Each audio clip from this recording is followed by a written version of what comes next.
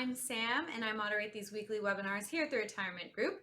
In just a moment, we're going to be joined by Michael Corgiat, who is one of our senior advisors here, and he is going to be breaking down some of these Social Security strategies that ConocoPhillips employees should know about. But before Michael comes on, I'd like to quickly remind you that although we work closely with both active and retired clients and potential clients of ConocoPhillips, the Retirement Group is not affiliated nor endorsed by ConocoPhillips. We are a completely independent group of financial advisors here, so please keep that in mind as you listen along with Michael today.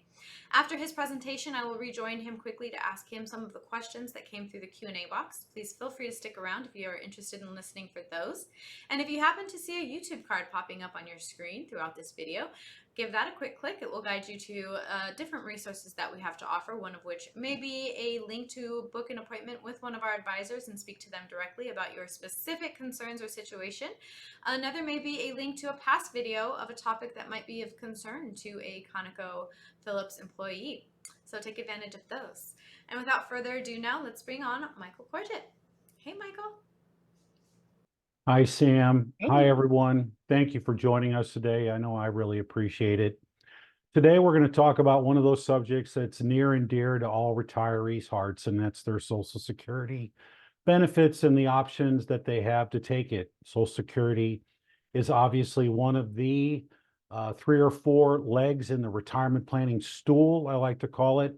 You combine that with your retirement plans, pension, your 401k and savings assets, possibly the equity in your home, as well as rental income, you name it. So today we're going to talk about Social Security and what could make the most sense for you individually and you and your spouse moving forward, certain strategies, optimizing benefits, making sure you have a plan, and then why you might want to consider the retirement group.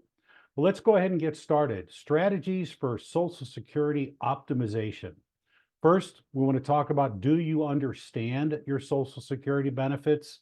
And considering utilizing, if you are a married couple, utilizing the best lifetime benefits for the two of you. Obviously, this all depends on your own personal situation, and we'll talk a little more about that. The bridging strategy, which can be very important to maximizing Social Security benefits, and then certain special considerations that you might be one of those individuals. So understanding your Social Security benefits. Your retirement age definitely has a significant significance to what your Social Security benefits are. You could start as early as the age of 62 and maximize your benefits at the age of 70. Now, individuals that were born in 1957, which makes them somewhere in their 66 to 67 years of age this year, their maximum benefits are all over the board as there's a big swing. At age 62, it's $2,710 a month, all the way up to age 70, $4,873 a month.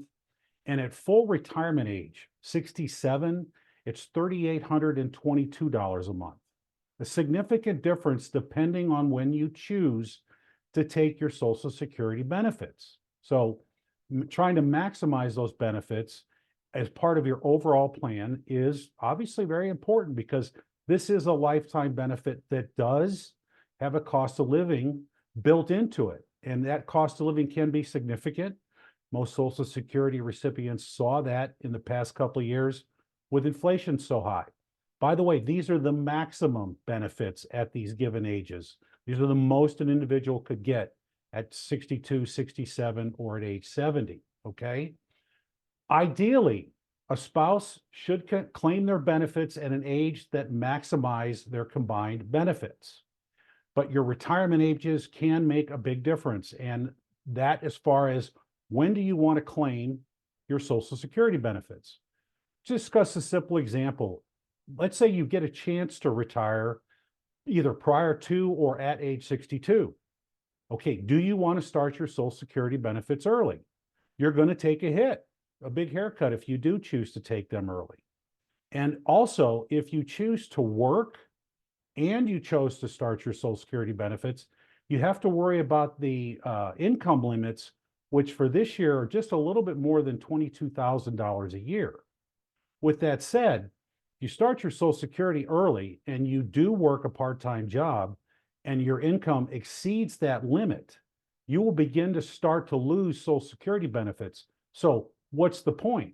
Why would you want to do that and start Social Security and lose those benefits with that part-time job? So it might benefit you, and I'll talk about that here momentarily in the bridging strategy, is just, hey, work the part-time job and delay your Social Security benefits to a later date where you'll get more money per month at that time.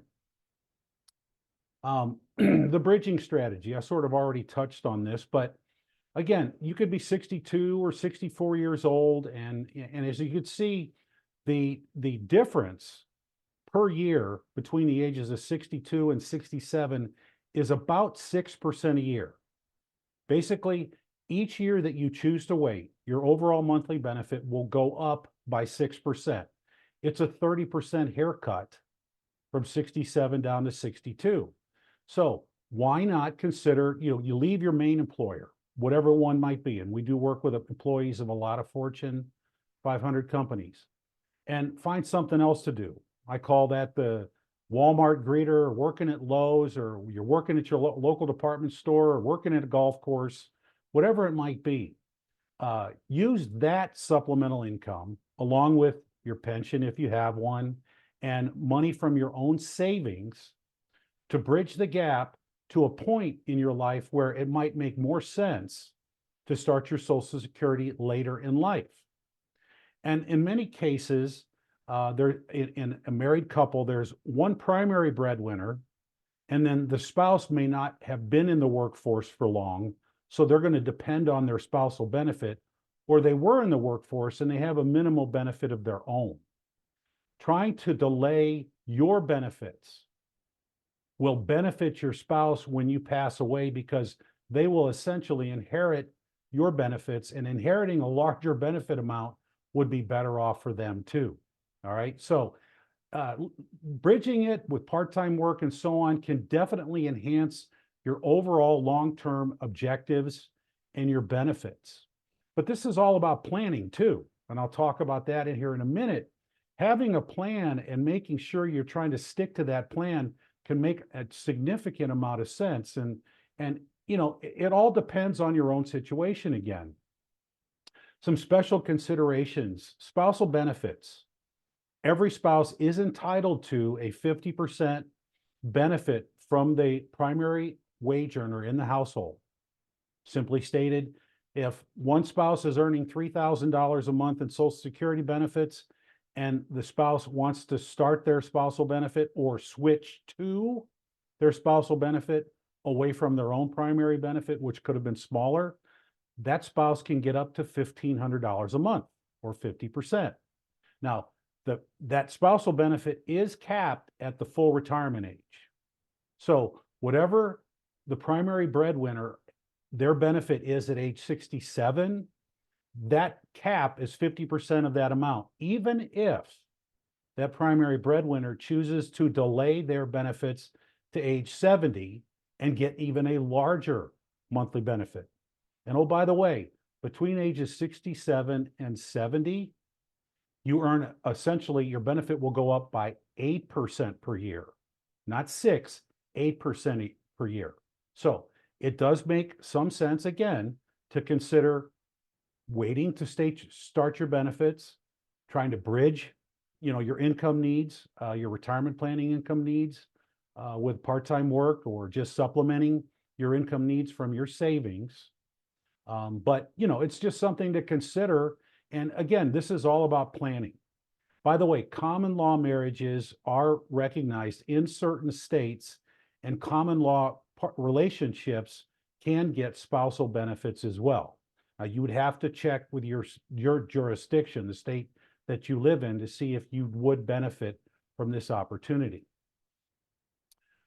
And then benefit optimization tactics, the impact of early retirement, I much talked about already. Strategies for optimizing your benefits and the hybrid approach. The impact of early retirement. Again, starting your benefits early can hit you with upwards of a 30% haircut. And that's significant. Full-time retirement now is age 67 for the most of us, including myself. And the reductions can be significant. Waiting to full retirement age, again, if it makes sense, and it has to make sense for you and your spouse, is smart. Because again, you're talking about a significant haircut if you choose to start early. I understand. I've worked with a lot of people over my career, and in many cases, I have clients who've had to start their Social Security benefits early because they couldn't afford to live or live comfortably without having those benefits and potentially working part-time. So everyone's situation is unique, and we do keep that in mind. Delaying benefits to age 70 can be extremely beneficial if it is something that you can do. Again, remember, 8% per year increase in your benefits beyond full retirement age. So that is important. And then considering your individual circumstances, it might make sense. You may want to start your benefits sooner rather than later, depending on your health. There is a crossover age where the benefit of starting later would benefit you longer term. A simple example would be two people, same work history. One starts at 62, one starts at 67. There's a crossover age. And that crossover age is somewhere between the ages of 78 and 80 years of age. And what that means is that the person who waited would benefit more long-term if they live beyond the age of 78 to 80 years of age. Okay? None of us know how long we're going to live. And if I could tell you when you were going to pass, would you even want to know? I love asking that question. But point is, your personal situation might dictate, or it may make more sense for you to start your benefits sooner. And then, a simple hybrid approach, a mix of one spouse claiming early their benefit, the other spouse waiting to start their benefit. Therefore, they protect the lesser income spouse. And when they pass, that spouse will get a larger benefit because they inherit the primary breadwinner's benefit in retirement. You need to tailor a plan that makes the most sense for you. And that's something that we would love the opportunity to do. It's very smart and very crucial as far as your overall retirement plan. And consult a financial advisor. We would look forward to the opportunity to talking about this along with your entire situation and making sure that you're on the right track. Have a plan. We offer a complimentary retirement cash flow analysis. All you have to do is call our office and we'd be happy to put one together for you. Why would you want to consider our organization? Well, we're a bunch of people who have a great deal of experience, in many cases upwards of 30 plus years. We've been working with corporate employees of many Fortune 500 companies. We do understand the benefit programs for many of these companies that we have focused on over the years. We have offices nationwide. I'm based here in the Midwest, and we do offer that complimentary financial analysis. So please take advantage of it. You can call us at 1-800-900-5867. You can email us at info@theretirementgroup.com.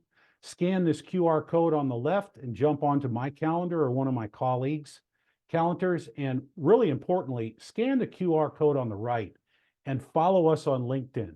Amongst other things, we've got a tremendous amount of resources that we offer there and on our website, but we also keep our webinar schedules on our LinkedIn page. So definitely take advantage of that. So with all that, I'm going to go ahead and jump back and let Sam join us again to see if we've got any questions. Sam? Thank you, Michael. Yeah. Wow. 8% bump every year you wait. That's a big percentage there. Significant. Yeah, that is. It's a great incentive to wait if you can. All right. This first question, how can my spouse and I coordinate our Social Security claims to maximize our joint lifetime benefits? It's a great question. What I'm going to say is it matters based on your own situation. Okay. It would be very important, I would think, to sit down and have a plan to see what makes the most sense. When are you going to retire? All right. What are your income needs?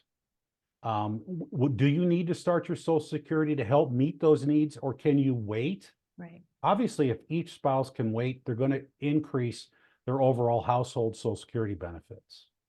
But there's no one stand pat answer to that question.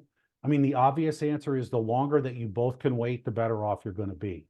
But taking a look at your own situation and letting us or some financial advisor put a plan together and discuss it with you would definitely be beneficial. All righty. Thank you. Next one. What are the limitations on spousal benefits if my spouse and I both wait until age 70 to start claiming? That's a great question. And a recent rule change, I mentioned that at full retirement age, and I'll give my example again, full retirement age, spouse A is collecting $3,000 a month. Spouse B at the same age would be entitled to 50% of that benefit, or $1,500 a month. Now, if spouse A waited until age 70 and they were collecting $4,500 a month, spouse B would not get 50% of that number. They would only get 50% of the full retirement age benefit, which again was $3,000. So $4,500 for spouse A, $1,500 for spouse B. It is limited to the benefit that the primary wage earner has at age 67. And that's a rule that was just recently enacted. All righty. That's a little confusing for me. But yeah, wow. Okay. Yes. Alrighty. The third and last question, Michael. How can we ensure that our Social Security bridge strategy aligns with our overall retirement goals and needs, financial needs? Well, that's a great question. I talked about part-time work. It obviously depends on what you've got to work with and what you need. Okay. Everyone has an income desire in retirement, and based on, and Social Security is a part of that, solving that goal. I mean, if you have a pension, and many of the people that we work with do have pensions, both spouses may have a pension, so those are fixed income sources, as well as if you were a good saver, the more you set aside for yourself, the better off you're going to be long term. I always like to say, setting more money aside in your 401k and IRAs and basic investments makes the difference between an average retirement and an exceptional retirement. So what income you can take from those investments can make a difference as well. Working part-time, keep you out of trouble, to keep you busy, can certainly help and allow you to defer starting your Social Security benefits. Your health might dictate, what you choose to do. If you're in poor health, you might want to start sooner rather than later. Just keep any part-time income below those limits that I discussed earlier. But again, a lot of different moving parts, a lot of different variables. Definitely would be beneficial to have a one-on-one conversation with a financial advisor. 100% beneficial. Alrighty, Michael, that was it. Is there any last little notes you want to leave before we end? Thanks, Sam. I want to thank everyone for joining us today. We really appreciate the opportunity. Have yourselves a great day, and thank you. Thank you, everybody. We hope to see you on another webinar soon. Bye. Thank you, Michael.